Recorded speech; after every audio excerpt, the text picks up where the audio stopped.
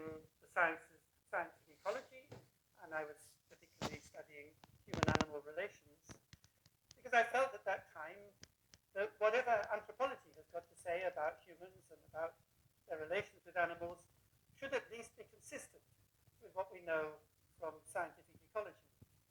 But now I've ended up, some 30 or 40 years later, seemingly very far from science, and instead talking to people like you and working on the interface between anthropology, art, architecture, and design. And I begin to feel that the kind of ecological awareness that I found in the science of 30 or 40 years ago is now no longer being practiced by scientists, but has been taken over by the arts. So the interesting thing is that over those 30 or 40 years, I don't feel that I've moved, but I feel that there has been an important shift, both in science away from any kind of radical ecological awareness, and in art towards it. And I've been wondering why this should be the case. I want to begin by exploring the idea of data. Data is a word that has now become so much a part of the currency of our everyday life. We're using it all the time, the data. But we seldom stop to think about what it means, or even about what abuses are being carried on in its name. Literally, a datum comes from the Latin dare, which means to give. A datum is a thing given. It's a gift. The idea of the gift is very central to work in anthropology, and we write a lot about giving and receiving, about the obligation to accept with good grace what is given, and to reciprocate in kind. We write about how giving and receiving is part of the ordinary give and take of social life by which relationships are formed and maintained. But that's not what data means to scientists, mostly. Data it's not about receiving what is given in science, but rather about extracting what is not. Data are mined, washed up, deposited, precipitated, dug up, extracted. By whatever means they're got at, this data comes in bits and pieces that are somehow already broken off from the give and take of life, from their ebbs and flows and mutual entailments. Indeed, for science, even to admit to a relation of give and take with the things in the world that we study would immediately disqualify the inquiry, which shows that this inquiry is not being properly objective. If you do a scientific study, you should cut yourself off from any kind of personal relationship with the things that you're studying. And maybe that's why when we think about data, we tend to assume that it is quantitative, that it's stuff that you can count. Because in order to count anything, you have to break it off into bits. Otherwise, how can you count anything unless you've first got little bits you can count? So to make the world countable, the first thing you have to do is to break it up into little bits and pieces that can then be counted. And that means, in a sense, removing from the give and take of relationships. However, in my field of anthropology and more generally in the social sciences, we say that, well, we're not dealing with quantitative data, not with the sort of data you can count. We say we're dealing with qualitative data. So you go and do interviews with people, or you do some participant observation, and you make notes, and you collect all this qualitative data. Sociologists talk about quantitative and qualitative, and having a good mix of the two. They even talk about quant-qual methods. I think there is something deeply suspect about the idea of qualitative data. It's like you're talking to somebody, having a good conversation, because you say to this person, yeah, I'm really interested in what you've got to say about this or that. But why are you talking to this person? Not really because you're interested in what they have to say about the world. You're interested in what they has to say about them. There's a sort of two-facedness in the kind of interview where you have a conversation with somebody where the purpose is not to learn from them, not to learn from what they have to say, as you might have a conversation with a teacher, but to collect data on them, to find out what is it that what they are telling me says about them.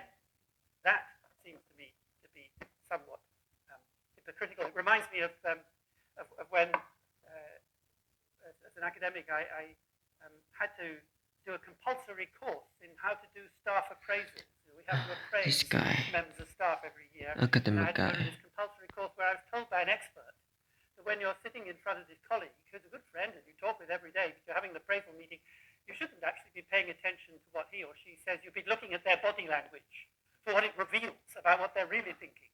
And I remember feeling so angry that I blew up and walked out. Because, look, you're having an appraisal meeting, you're having a conversation with a valued colleague, you're not trying to collect data on them.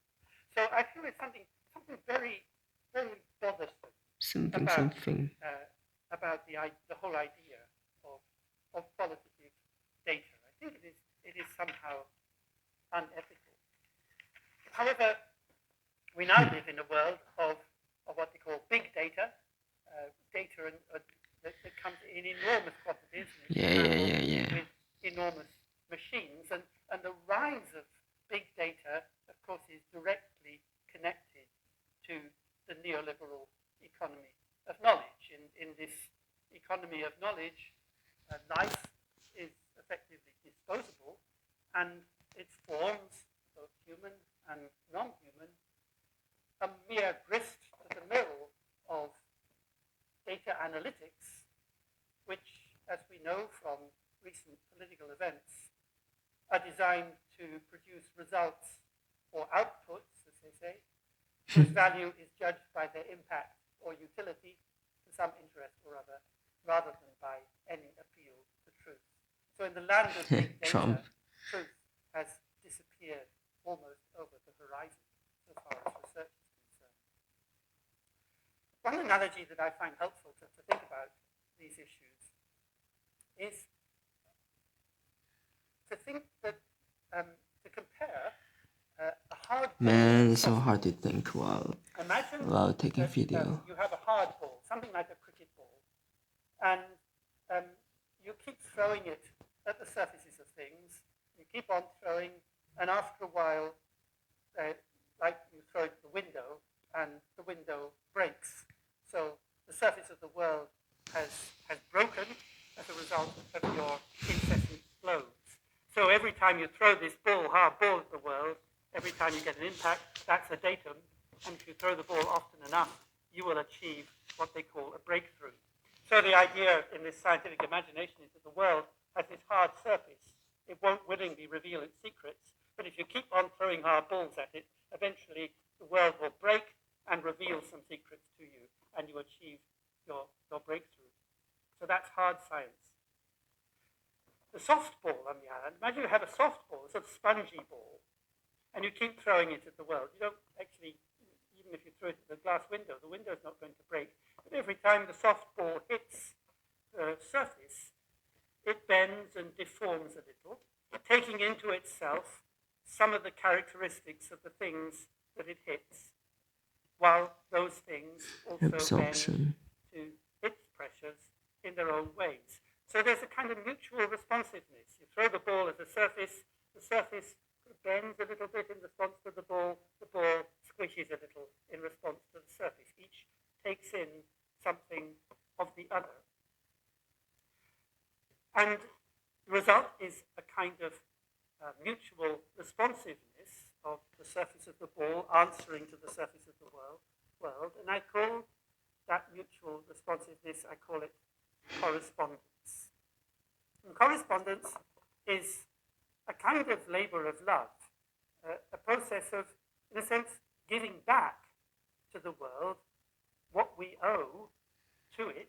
What the fuck am I hearing? Non-human beings with which we share our world for our own existence and formation. After all, we wouldn't be here were it not for a world and what that world has given to us. Other people, other animals, the sky, the air, the earth, all these things have, in a sense, allowed us, made it possible for us to exist. So we owe our existence to that world. And in that sense, we also, in the spirit of give and take, owe something back.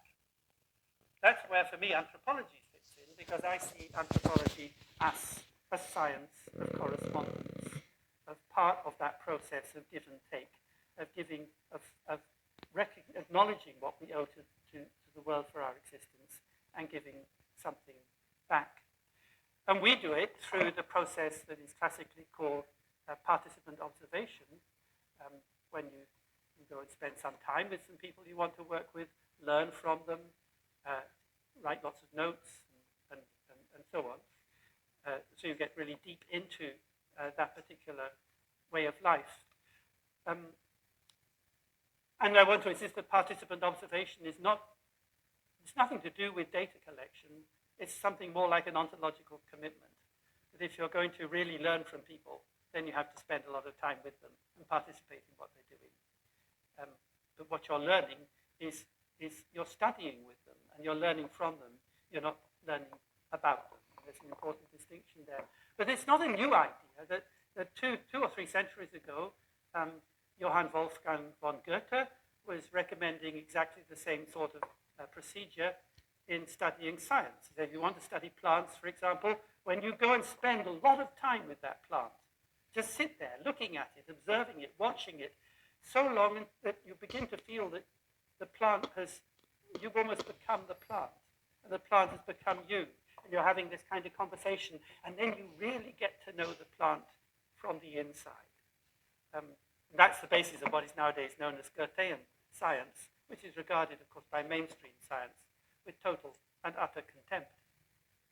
But that is what I would call a science of correspondence. But the science we have today is very restless. I sometimes think that today's science is rather like a marooned spacecraft heading off into the unknown with no memory at all of where it has come from or what it's all for.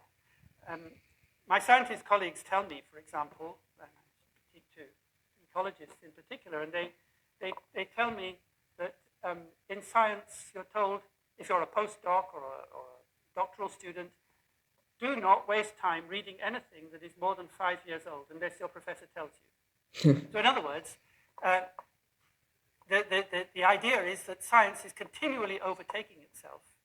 Yeah. And it's continually improving.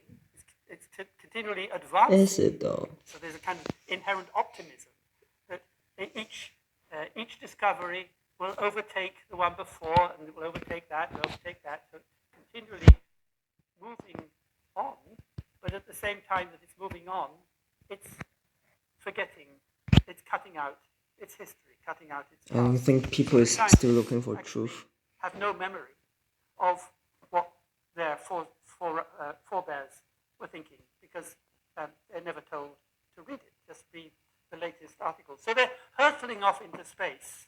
I think they just care data, publishing their own cut thought. off from the world they're studying. With the humanities, it's the opposite problem. While the scientists are hurtling off into outer space, the humanities, for the most part, seem to have gone to sleep. There's a kind of somnambulism that infects a lot of the disciplines of the humanities. And it's based on the idea that what you do, if you're a historian or a scholar of ancient language or whatever it is, what you do is put everything in its social, cultural, and historical context. Then it is interpreted and understood, ticked off and accounted for. It doesn't challenge us anymore. This is what the humanities do. And it's often what anthropologists were told. What we're supposed to do is to understand what other people are saying and doing by putting them into their social, cultural, and sometimes historical context. Now, if you have a rebellious child who refuses to go to bed at bedtime and keeps leaping up and waving his arms about and demanding to be heard, you can say, I was a child once. I completely understand. Now get back into bed. or do you allow that child you actually listen to what that child is saying?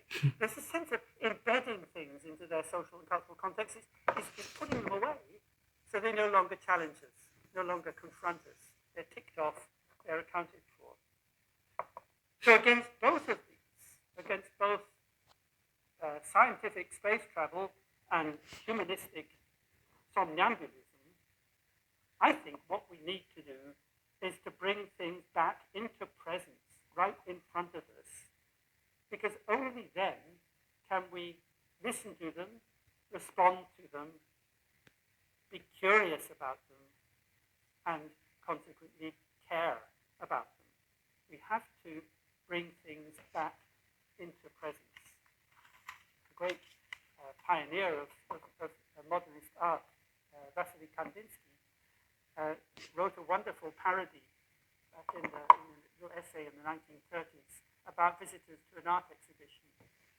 He described this art exhibition with all the visitors coming in. They all had their little catalogue carrying, and they walk around the rooms, and there's a duchess, and there's a cow in a field, and there's a bowl of flowers, and there's a woman who doesn't seem to have any clothes on, and then there's a vase, and there's another cow in a field, and a rustic scene, and they'll look at the book, and go around, and then they come out at the other end. And Kandinsky said, whatever did they see? Why did they go?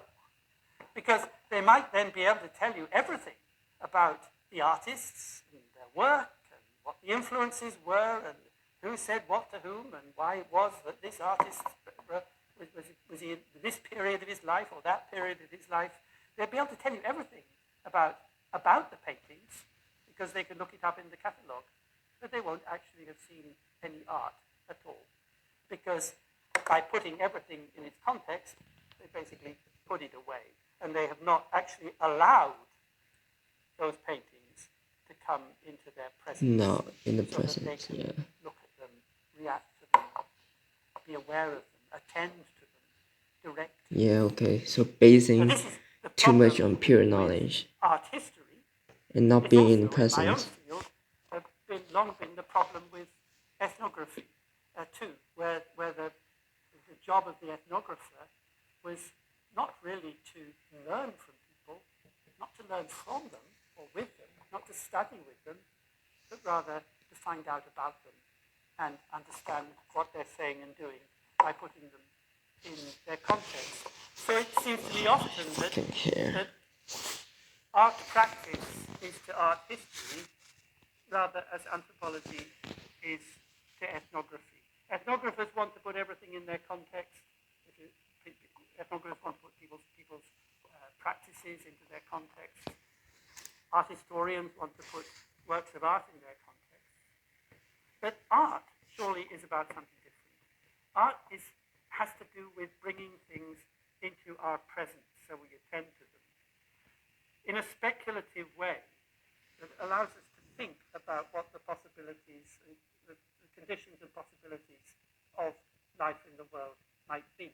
And that too is what anthropology is to me. Anthropology is not ethnography. It's not recording the lives and times of all sorts of other people. Anthropology is a speculative discipline that speculates on the conditions and possibilities of human life in the world. And in that sense, anthropology has a strong parallel with art. And both are really not about explaining things or interpreting things, but about attending to things, actually paying attention to what is going on in the world. So attention, this notion of attention, is absolutely central to any kind of science or art of correspondence. And by attention, I don't mean, it's a word that can mean many things, and the meaning that I don't have in mind is attention as stop and check. If somebody puts their hand up, the policeman, stop, pay attention. That's the sort of like whatever you were doing, stop and check that everything's okay. So like you come to a T-junction in the road, stop, have a look, no traffic, okay, you can turn around. It's that kind of attention. Stop. What I do mean by attention is a process of going along together, of attending to things as you go along, of watching. So, for example, if you're a bird watcher, and all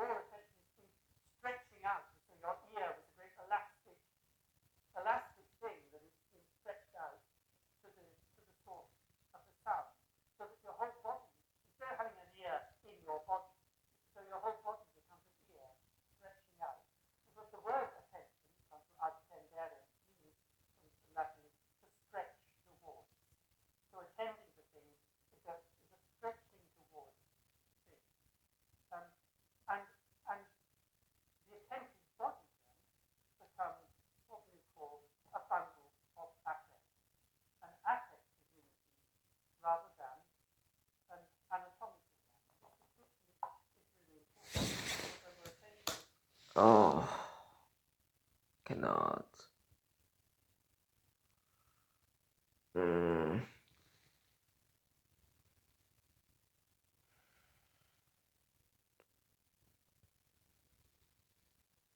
Nope.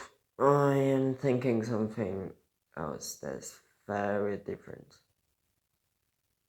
Uh, hmm. My presence now is like recording the video and not on the recording, the sound recording itself. How the fuck do I do it?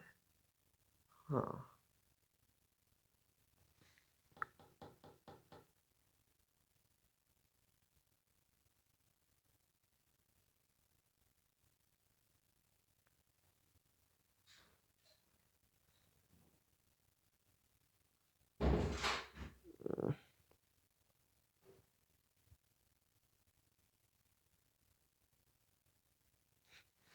Yeah, sure.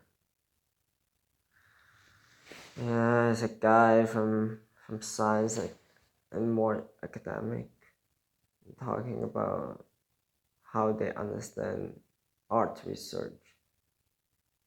Sure.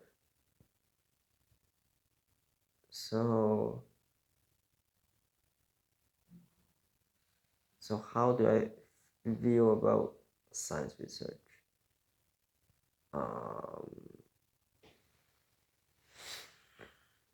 mm,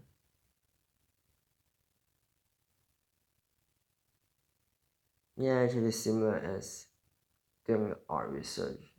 It has to be something you're interested in, something that means something to you. I don't think anyone research for the sake of human truth. Like, come on, you do it for yourself. Mm.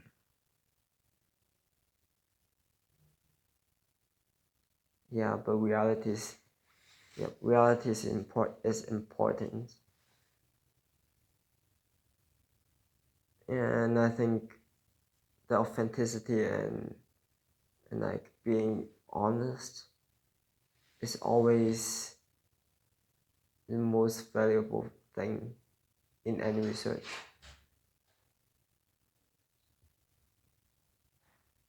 Hmm. Yep.